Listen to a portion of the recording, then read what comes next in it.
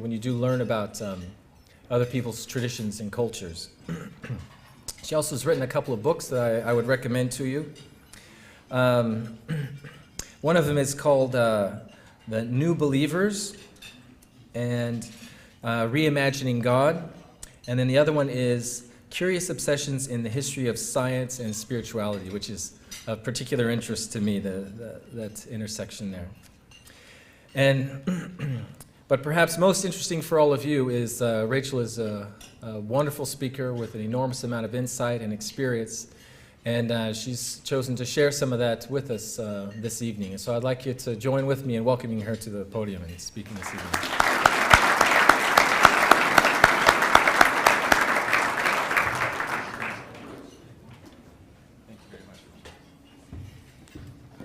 Thank you, Brian. It's a really great honor for me to be addressing such an illustrious collection of people from around the world. But I know that dessert is the high point of any meal, so I shall try to get through this. What's the quickest way to clear a room? Just announce that you've got the Ebola virus. The other way is to say you're a religious believer or maybe a New Age practitioner. In both cases, the treatment is the same. Isolate the subject and work toward eradication. We know why Ebola has that effect on people today, and it's perfectly sensible. People have a healthy fear of dying. But why does religion make so many people run for cover? As it happens, they also have a fear of dying. Now that's a very wide open statement, isn't it? Do they have a fear of dying to their ego in the face of an all-powerful God and tradition? That would be the psychologist's answer. Do they have a fear of killing off their intellect because to believe is to accept something that transcends the normal rules of scientific evidence? That would be the atheist's answer. Do they have a fear of being caught in lethal warfare? Well, that would be the view of many people today who are also worried about groups like ISIL, Al-Qaeda, Jamaat Islamiyah, Al-Shabaab, Boko Haram, and other extremist groups that in the name of Islam are killing innocent civilians who don't share their views. These are the most prevalent reasons why people today are practically allergic to religion. There are other reasons too, ones that got more airtime before the acute dangers posed by the spread of terrorism turned our attention to bombs in the streets and knife attacks of our police officers. For example, many of the strides in civil rights, gender equality, and individual freedom, as well as child protection, have been made in the teeth of some religious opponents, and specifically because of brutal practices carried out in religious communities. In some cultural and sectarian expressions of religion, women and children are subject to male authority in ways that override and nullify the forms of gender equality and child protection that they are given under our state and federal laws. It is difficult but necessary to police these civic and criminal violations, such as underage marriage, polygamous marriage, forced marriage, child enslavement, shunning, preventing parents from seeing their children and vice versa, incarceration, female genital mutilation, refusal of medical attention, refusal of police protection in violent marriages, confiscation of personal property, and even honor killing. All these have occurred in our country, be they in mainstream religious communities or in sects and cults. Had enough bad news? Wait, there's more. Child sexual abuse in religious settings has remained hidden for so long precisely because the sacred authority bestowed on religion has shielded it from the normal scrutiny and full force of our nation's laws. That is, until recently. In Australia, when the Royal Commission into Sexual Abuse in Institutions was initiated in November 2013. The loss of face and public shaming has prompted religions, both large and small, to go to great lengths to deny or downplay the existence of such odious crimes within their ranks. So, for all these reasons, religious belief has been a particularly unpleasant condition to admit to. And yet, we can't leave it there. Imagine the equivalent conclusion drawn in the field of health. In light of all the human diseases and lethal conditions that attack the human body, should we declare health to be an impossibility and the human species all but dead? If we take into account all the misinformed medical care and outright quackery that went and still goes under the rubric of therapeutic treatment, should we give up on medicine altogether? That would ignore the tremendous leaps and bounds that medicine has achieved in little more than a century, as well as in health knowledge, such as nutrition, which keeps us alive. I am inclined to compare religion and health and say good religion exists precisely because it is an effective antidote to the many ways in which human beings fall prey and fall victim to vile and violent urges. And although there are bad examples of it, which I've already mentioned, religion nonetheless is the best hope we have for a better world. Before I explain why I think that way, let me first put my cards on the table. I do not believe that the world will ever be a harmonious place, and that all we need to do is to find the right amount and type of knowledge to enable perfect relations with one another. Nor do I believe that it's only a matter of time when God will swoop down on this seemingly forsaken planet and restore it to the primordial Garden of Eden. I'm neither an arch-rationalist nor an apocalyptic messianist. Therefore, I wanly smiled upon reading an earnest blog by Benedict Coleridge in the Catholic online magazine Eureka Street recently. He argued against mere tolerance of religious difference and called for a thoroughgoing, full-on, lifelong education program about all the different religions so that we could all become sufficiently sensitive, appreciative, and understanding of all the ways in which they challenge us and thereby learn to get over it. Well, to that end, I hope he has been a constant listener to the spirit of things on RN, which has been doing that for 17 years. Yet, I am under no illusion about the power of knowledge alone. I want to say to young Ben that all the knowledge in the world isn't worth a fig if your own compassionate instinct, human to human, is not turned on and exercised. This can and does happen without tertiary education and voluminous reading, and hard to believe without listening to the spirit of things each week. Too many academics and autodidacts spend their lives writing essays about the theological and cultural differences between and within religions without managing to grasp that people often act out of much simpler motives and thought processes and moral imperatives. Philosophers and theologians may influence the chattering classes over a very long time, but they could not always be relied upon to save the world from imminent destruction. Indeed, occasionally joining forces with conspiracy theorists, they did the opposite. Philosophers incited crowds to send the clergy to the scaffold in revolutionary France, to send millions of Jewish civilians to the gas chambers in Nazi Europe, and sentenced millions of peasants to their death by starvation in Maoist China and the Soviet Union's Ukraine. During the Inquisition, church theologians sent all classes of people who they deemed heretics and devil worshippers, to death by burning and other horrific tortures. In our day, atheist philosophers have once again taken up the attack on religion in the public square whenever and wherever they can. But fortunately, it hasn't come to scaffolds yet. I have spent a lifetime learning, appreciating, analyzing, and articulating the beliefs and practices, the history and organization of religions.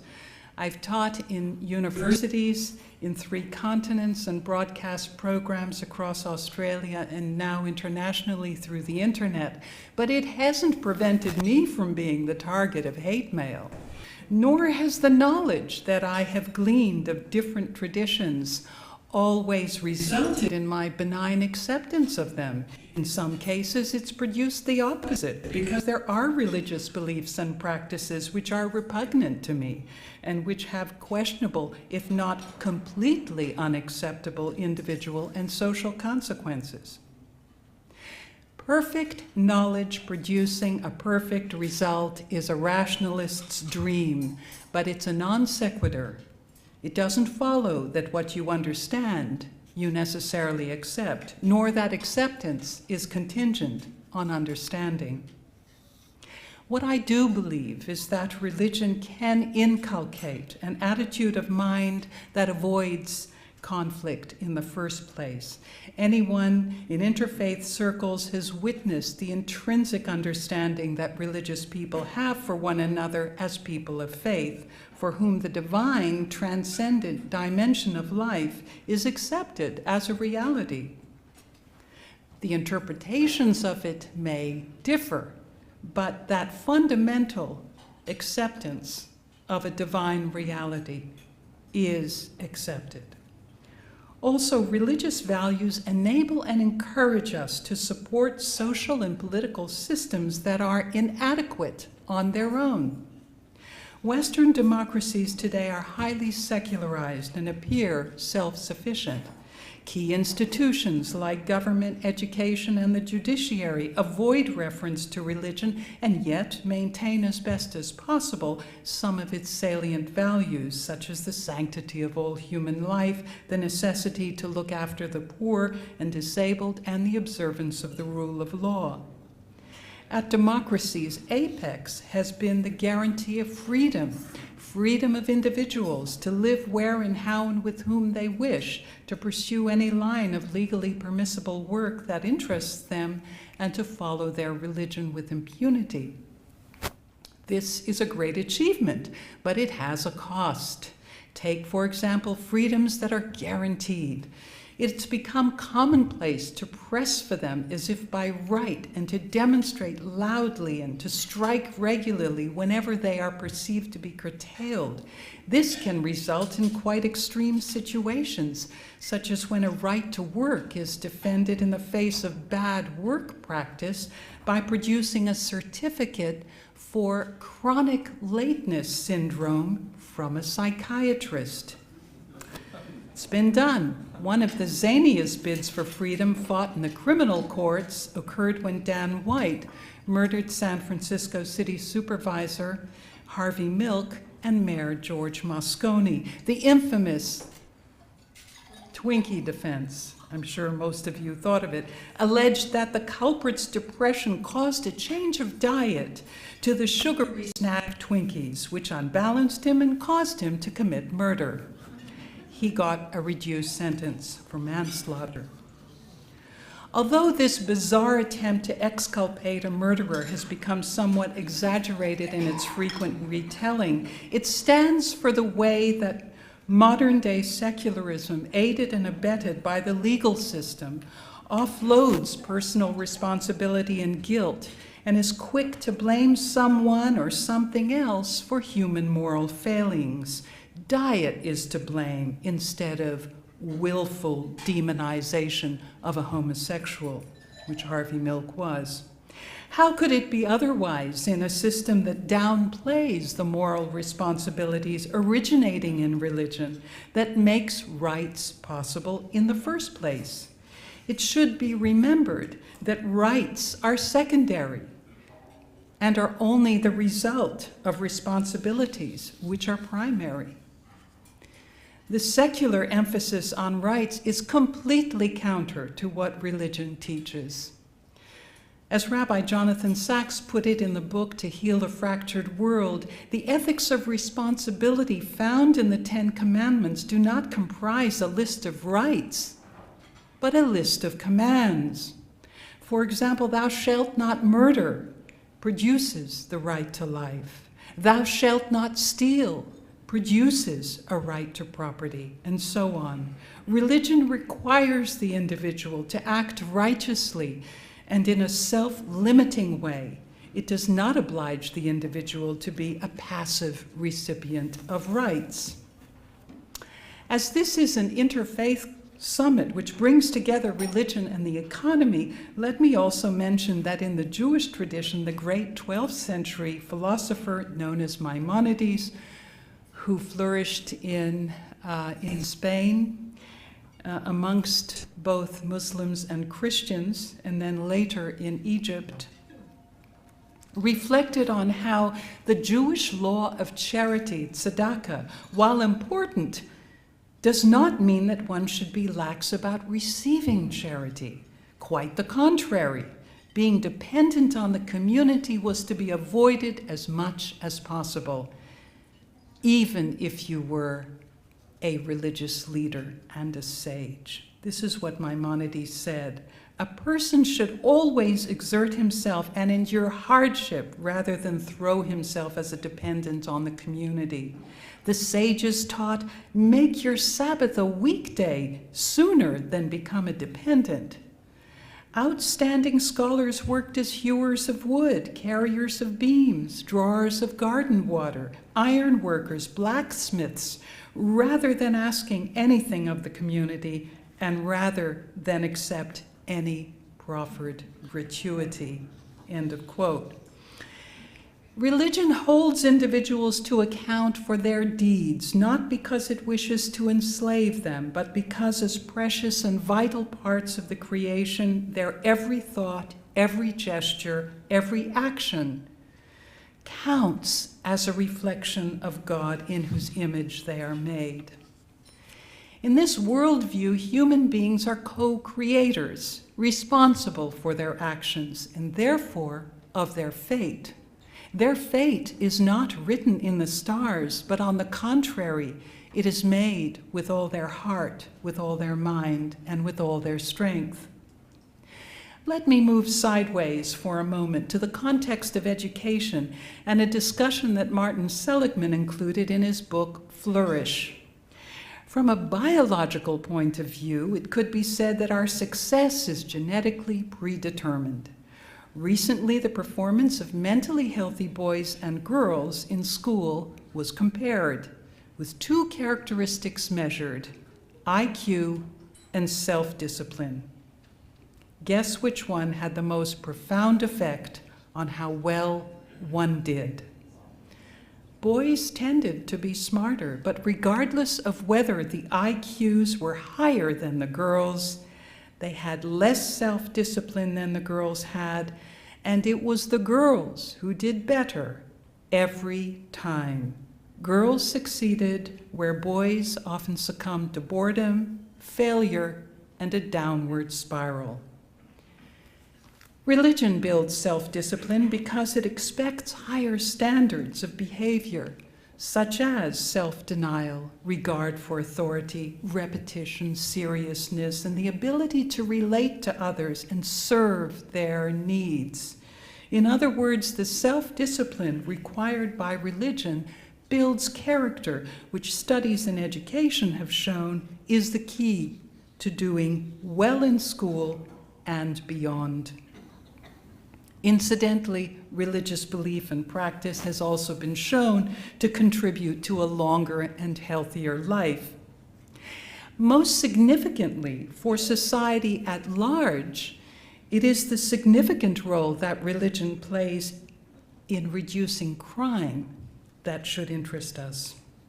A major review of all the literature comprising a variety of methodologies on the relationship between religiosity and crime in America showed that 90% of them, that is 247 of the studies out of 272 studies from 1944 to 2010, indicated an inverse relationship between religion and crime. Byron Johnson found that even in the poorest inner city neighborhoods where a disproportionate number of kids end up in prison, religious involvement was effective in preventing that outcome. Hence the title of his book, More God, Less Crime: Why Faith Matters and How It Could Matter More. But does all religion encourage these characteristics? Maybe not. But it is within the context of a religious community that such qualities are more likely to be cultivated, not solely in places of worship, which after all is only a small part of religious life, but in the benevolent associations, community organizations, and youth missions they run. You can argue that such social service organizations can exist outside of a religious context, funded by taxpayers or run as private commercial businesses. But you will not find many people volunteering their services for them.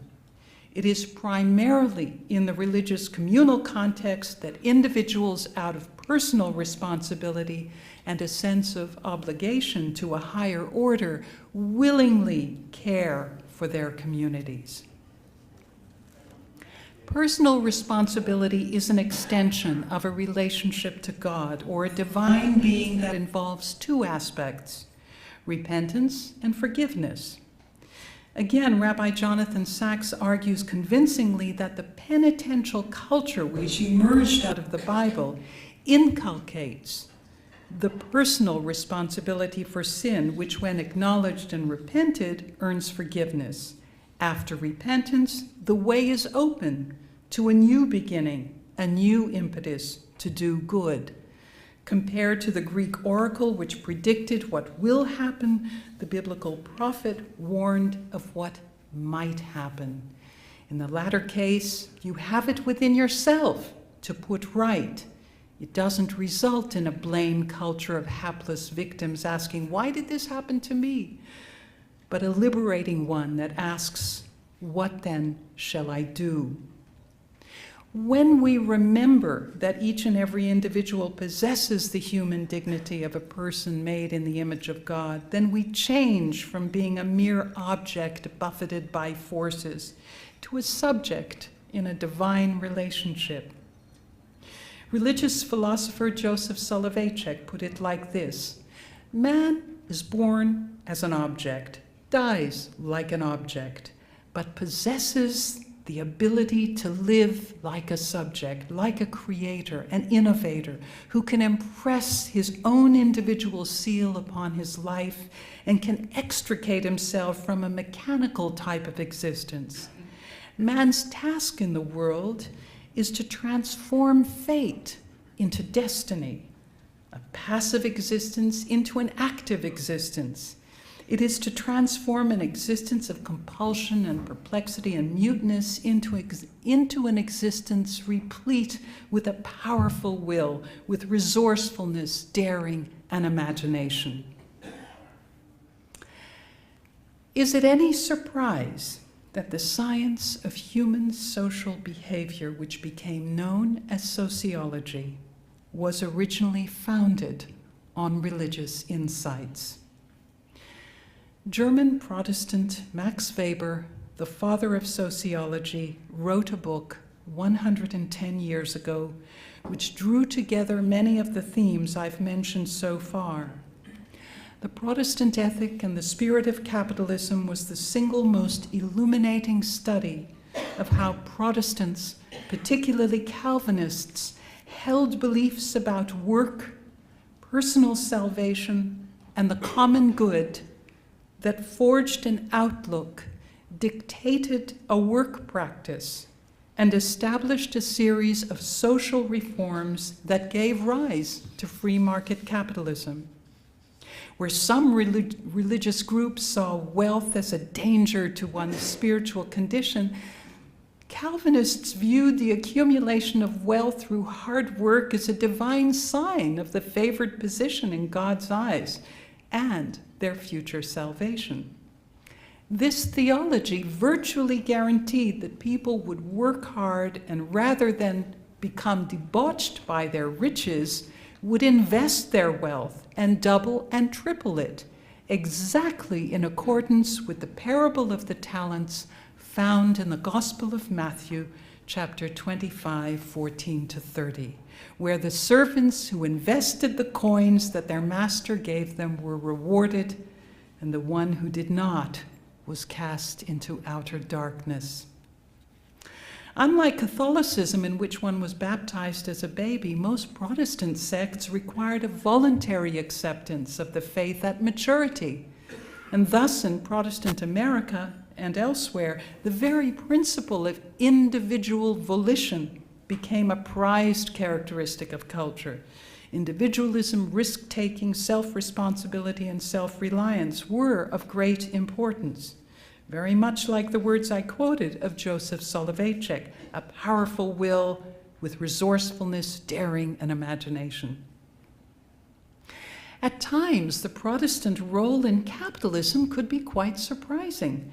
The 16th century Puritan sect, the Religious Society of Friends, known as the Quakers, were known for their ascetic living, their simple dress, and their avoidance of the frills and adornments that were fashionable among the merchant class.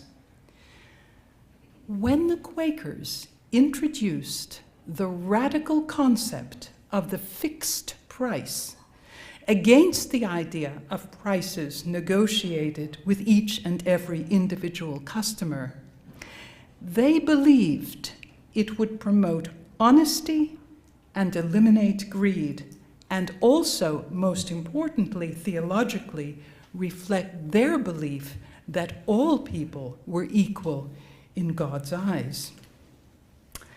The result was that people trusted them. They knew what price they were going to have to pay. There was no fiddling around. But the other result was that bookkeeping became much more straightforward. Forecasting was possible, and many of the ingredients you need to grow a successful business were laid down right there in the notion of the fixed price. And not surprisingly, the Quakers were among the first bankers, establishing Barclays and Lloyd's, and of course in Australia established the first bank in Tasmania. However, what was once achieved by dint of religious belief and a moral imperative would turn into its opposite. As Max Weber predicted, the spiritual engine of modern Western society would be leached out and in time forgotten. Modern bureaucratic society would race on like a wheel fallen off a cart, and humanity would be caught in its spokes, going round and round mechanically in a disenchanted world. Well, that's my metaphor, but Weber's was the iron cage of bureaucracy, where people were reduced to arch rationalists, whom he described memorably as specialists without spirit and sensualists without heart. Religion has provided the foundation and blueprint of our Western society, just as it has in other parts of the world. Australia is a case in point. To read of the Church's role in developing and designing the education, the mores, the institutions, the laws, the government in this country is essentially a religious story, not only essentially, but in its many details. But in the secular West, people have forgotten that. The young don't even suspect it. Western riches and an open, democratic, and relatively harmonious society are consequences of a biblically inspired work ethic and a moral engine that made it obligatory to work hard, accumulate wealth, and distribute as fairly as possible the fruits of our labor so that no one is unjustly oppressed. We need to recapture the spiritual impetus of the good society and shift our culture's preoccupation with rights owed to that of responsibilities accepted, from which rights flow. Australia and other Western societies have become destinations for people fleeing failed states. Now, more than ever, we need to remind ourselves and our newer citizens of just what made this country great for a large majority of its population, and reassert its core values to those whom it has yet to lift up. I would like to thank Dr. Brian Adams and his team at the Center for Interfaith and Intercultural Dialogue at Griffith University, who've organized this conference. I know it will afford us many opportunities to deepen our knowledge of the unique social, economic, and religious challenges that are faced in different regions around the globe, and hopefully also enable us to make new friends and associations with people eager to learn more about what makes Australia a good place to call home. Thank you.